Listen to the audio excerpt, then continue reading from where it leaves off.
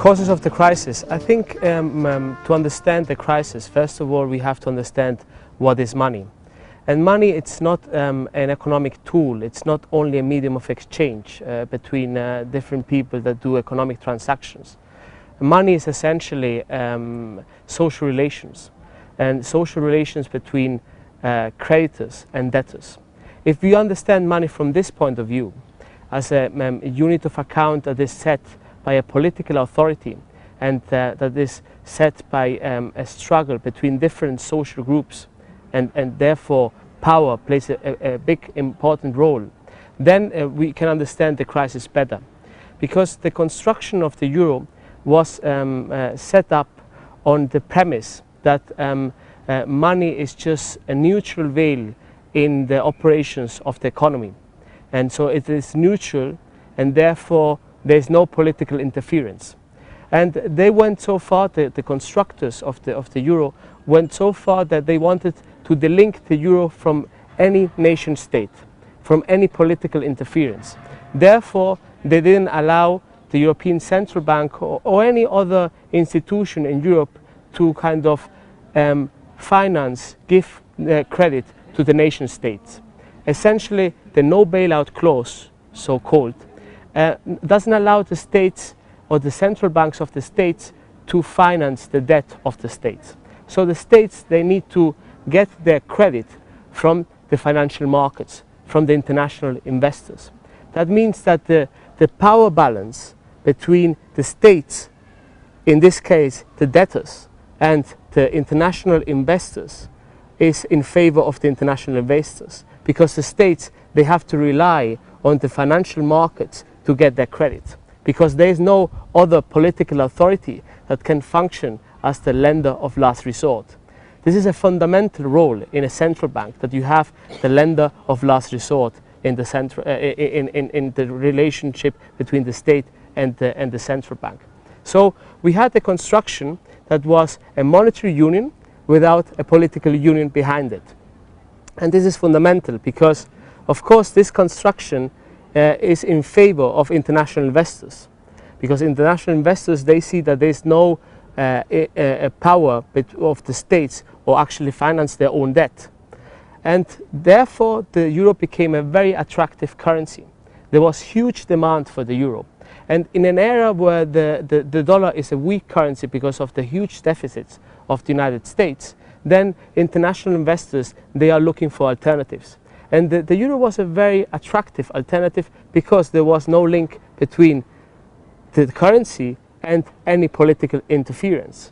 Therefore, the euro became a very attractive currency, and we see that you have an appreciation of the euro since 2002 to 2008 of 85%. So the euro becomes a very strong currency. What does this mean? What is the consequence of this? This means that, for example, if you come from Spain and you look at how Spain had to live with a very strong euro, that means that Spanish products are not very competitive outside, and internally as well they lose in markets, because essentially all the other countries that have weaker currencies, they can export to Spain, Spain imports, and so the kind of the manufacturing base of Spain is undermined. So you have then a very strong euro, very attractive euro, and that means that interest rates that the state of Spain needs to pay are very low. So before 2007, you could see that the spreads, what the states need to pay for their debt between Spain, Ireland, Greece and Germany, were very narrow. That means that there was so much interest, demand for euro-denominated debt, that the credit that the Spanish state had to pay was very low. That meant that the state could borrow cheaply, that companies could borrow cheaply, and that household could borrow cheaply. So if you combine both things, you have a strong euro that you can buy a lot of products from around the world, and you have cheap credit that is an incentive to consume a lot. And that's what Spanish people were doing, in the sense of they were able to buy a lot of products from around the world, especially from Germany. And there was a real estate bubble, because credit was so cheap a lot of people, they wanted to buy houses, and you have a real estate bubble. And of course, there is then the link between the creditors and the debtors. To actually finance this construction boom in Spain, they now had to create credits. And these credits came from countries with surpluses, mainly Germany, but as well France, that they were investing in Spain, and Spanish people, household companies, were getting kind of credits from these countries. This is all fine in the sense of, essentially, that's how a monetary union should operate. But this is the key question here. When you have this imbalance, so you have Spain that has a huge deficit because it imports a lot, and you have Germany that, because it is so highly competitive and can live with the euro at 150, even at 160 to the dollar, is exporting a lot, and German investors are putting a lot of money in Spain and are selling a lot of goods to the Spanish market, you have an imbalance, a huge imbalance within the monetary union. And once you have this imbalance, it is what is called an asymmetric shock. If you have a huge crisis like the subprime crisis in the United States and the collapse of Lehman Brothers, you have a shock in the system. And then of course the situation is that these surplus countries are better off, they are stronger to resist this shock, and countries like Spain that have huge deficits, not in the public sector, because the Spanish public sector was actually saving a lot of money during the boom times. So it was not a problem of the public sector. The public sector was saving during the good times. It was more that the low credit coming from the European Central Bank and the strong euro incentivized people to invest or to buy houses, etc. So you have this asymmetric shock. And the flaw that I explained at the beginning, that the euro is a monetary union without a political union behind it, comes now to the forefront, because you don't have a federal budget that is necessary in a monetary union. You don't have a federal budget to overcome this asymmetric shock, to overcome the problems that have now the Spanish, because they have high unemployment and they need to pay their debts back, so they need to have some sort of liquidity. So there's a liquidity problem because they need to pay back their debt. If you don't have that, and this is the problem that we have right now in Europe, you have weak links, and these weak links start with Greece, with Ireland, and go to Portugal, and then Spain and Italy are the next links. So speculators, they are attacking the euro because they see that behind the monetary union there is no political authority, there is no political support, and there is no player that can lend as the lender of last resort that the European Central Bank should do. The European Central Bank is only giving credit to the banks, but it is not giving sufficient liquidity to the states. And the question is, should not the European Central Bank, like it is now starting to do, have intervened previously, in the sense that you need to have a central political authority in Europe that can overcome this crisis. That's why people are calling for Eurobonds, are calling for that you have a centralized budget where you can intervene in the bond markets of the different states. Now, because the crisis went so far, now they are starting to do it.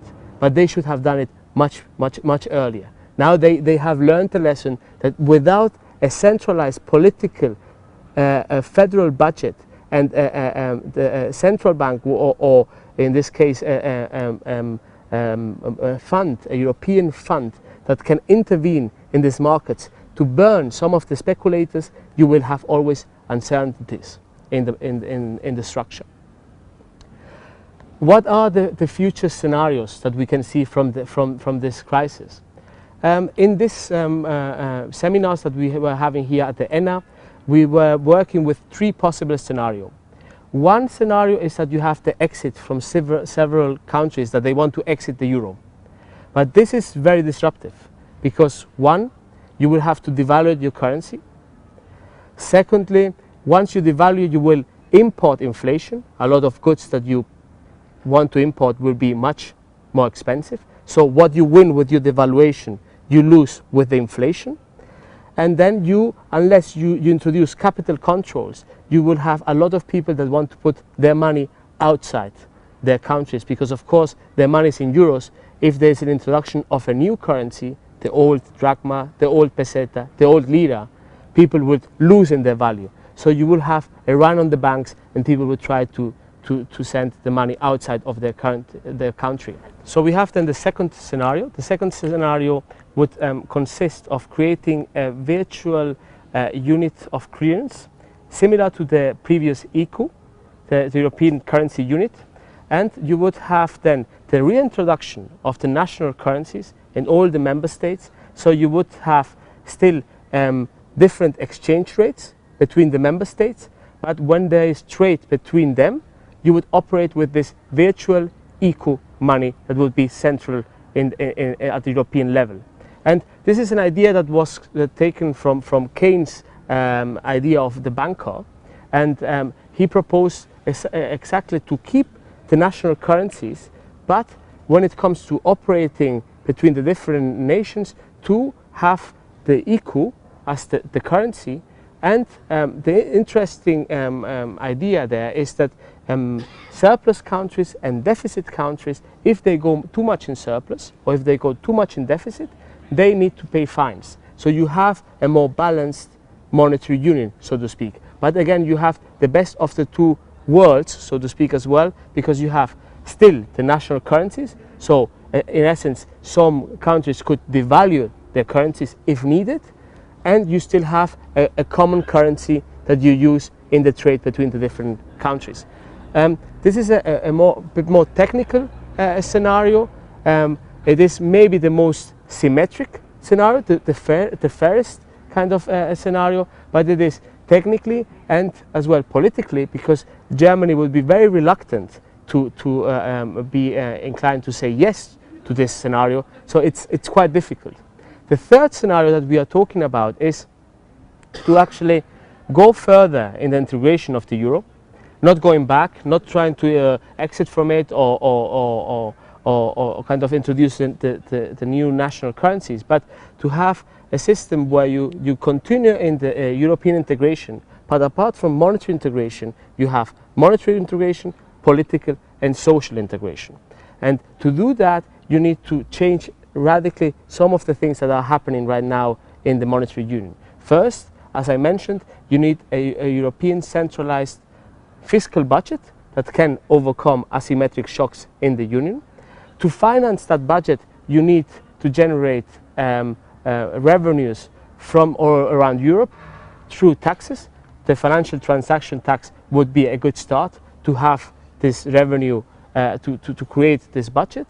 You need as well to issue Eurobonds, so a combined Eurobond that is an instrument of European debt that would certainly become a AAA security bond, and that means that it would be cheaper for almost all countries and maybe even for Germany to create cheaper credit, and to use this cheaper credit through the creation of a public development bank in Europe, to use this credit to create infrastructure, to invest this money in all sorts of projects that are kind of socially effective, that can be used for development, for research, etc. And you need as well to have a more political interference, control, say in how the European Central Bank should operate.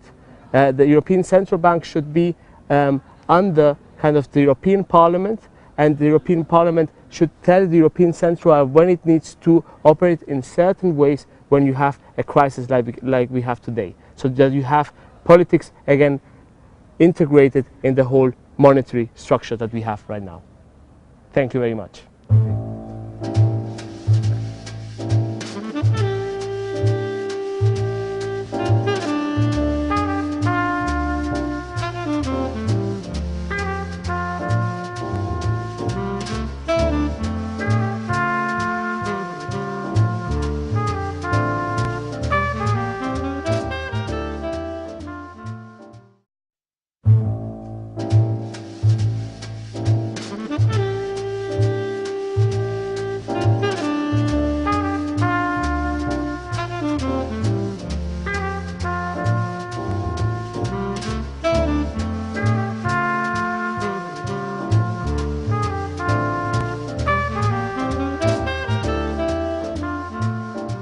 Any other institution in Europe to kind of finance, give credit to the nation states.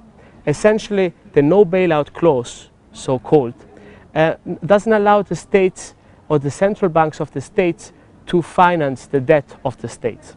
So the states, they need to get their credit from the financial markets, from the international investors. It's just a neutral veil in the operations of the economy.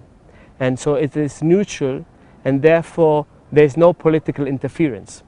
And they went so far, the constructors of the euro went so far that they wanted to delink the euro from any nation state, from any political interference. Therefore, they didn't allow the European Central Bank or any of the crisis. I think to understand the crisis, first of all, we have to understand what is money. And money, it's not an economic tool. It's not only a medium of exchange between different people that do economic transactions. Money is essentially social relations, and social relations between creditors and debtors. If we understand money from this point of view, as a unit of account that is set by a political authority, and that is set by a struggle between different social groups, and therefore power plays a big important role, then we can understand the crisis better. Because the construction of the euro was set up on the premise that money